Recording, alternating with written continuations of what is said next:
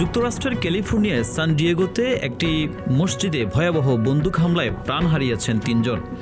ঘটনার পর অল্প সময়ের মধ্যেই কাছাকাছি এলাকা থেকে এই হামলার সন্দেহভাজন ২ কিশোরের মরদেহ উদ্ধার করে পুলিশ।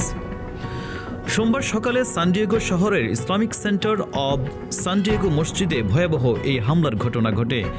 এর আগে পুলিশ বাড়ি থেকে পালিয়ে যাওয়া এক আত্মহত্যাপ্রবণ কিশোরকে খুঁজছিল।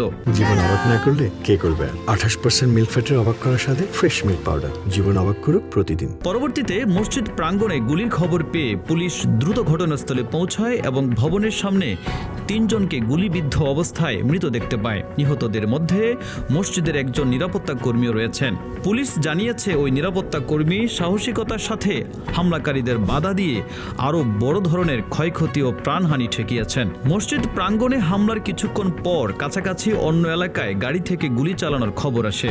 পরে পুলিশ একটি গাড়ির ভেতর থেকে ১৭ ও ১৮ বছরের বয়সী ২ সন্দেহভাজন কিশোরের মরদেহ উদ্ধার করে।